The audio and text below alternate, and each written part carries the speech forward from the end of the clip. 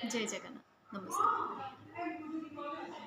जीवन में हम चलते चलते किस दिशा में चले जाते हैं हम खुद भी नहीं जानते। उस दिशा में हम चले जाते हैं, शायद वो गलत भी हो सकता है या सही, वो हमें नहीं पता। लेकिन सामाजिक दृष्टि से हो या आध्यात्मिक दृष्टि से इतना पता चलता है, अगर हम परेशान हैं अंदर से तो हम सही दिशा में नहीं हैं। हमें एक सही दिशा की, सही मार्ग की ज़रूरत है। तो जीवन हर किसी को एक मौका देता है कि सही दिशा में वो जाए। तो आज वही एक कहानी लेके आई हूँ कि जीवन में कैसे परिवर्तन आता है। किसी का भी कोई भी हालत में हो, कोई भी सिचुएशन में, कोई भी कुछ भी सामना करता हो, वो जीवन को कैसे बदल सकता है, फिर से एक नया जीवन जी सकता है। तो आइए सुनते हैं जीवन में परिवर्तन।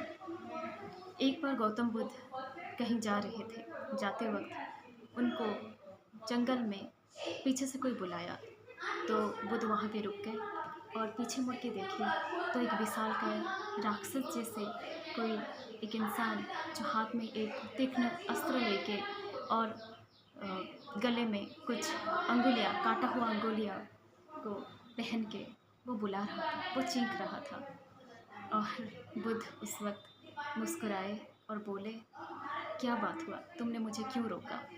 तो वो राक्षस राक्षस वो व्यक्ति बोले कि तुम्हें क्या मुझसे डर नहीं लगता? यहाँ तक जो भी जंगल में आते हैं, कोई भी वापस नहीं गया। वो सब मुझसे बहुत डरते हैं, क्योंकि वो राक्षस जो वो सबको, जो भी जंगल में जाते थे, सबको मार के उनको, उनके अंगुलियों को काट के गले में पहन लेता था। उस हिसाब से बुद्ध बोले, उसको उसको देखे और मुस्कुराए और बोले, नहीं, मुझे तुम्हें देख के कोई डर नहीं लगा। तो उसके बाद वो बोला कि मैं इतना शक्तिशाली हूँ, मैं इतना मुझ में इतना ताकत है कि मुझे देख के कोई भी डर जाएगा, लेकिन तुम क्यों नहीं डरे? तो बुद्ध बोले, मुस्कुराए बुद्ध उस वक्त और अपने शांत चेहरे से उन्होंने बोला कि क्या तुम किसी को मार के जीवन दान दे सकते हो? तो उस वक्त वो बोले, वो राक्षस बोला, नहीं, वो तो मैं नहीं दे सकता। मैं सिर्फ मार सकता हूँ। उनको मार के मैं अपना मन का इच्छा, मन का जो उत्तेजना को पूरा कर सकता हूँ, लेकिन उन्हें कभी जीवन दान नहीं दे सकता। तो उस वक्त गौतम बुद्ध बोले, अगर तुम जीवन दान नहीं दे सकते तो तुम सबसे बड़े कैसे हुए, सबसे शक्तिशाली कैसे हुए? तो उस हिसाब से वो राक्षस एकदम मौन हो गया। उसके जीवन में एकदम की चिंता, वो एक डीप थॉट में चला गया, एक गंभीर चिंता में चला गया कि सच में मैं शक्तिशाली नहीं हूँ।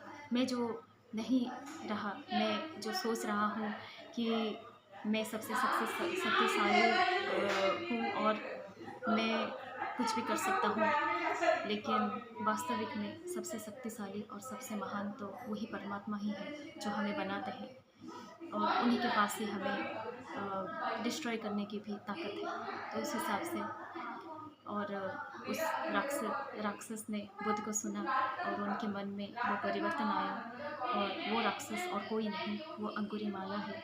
अंगुलीमाला जो एक राक्षस थे, उस दिन से बुद्ध के शरण में आ गए और वो साधु बन गए।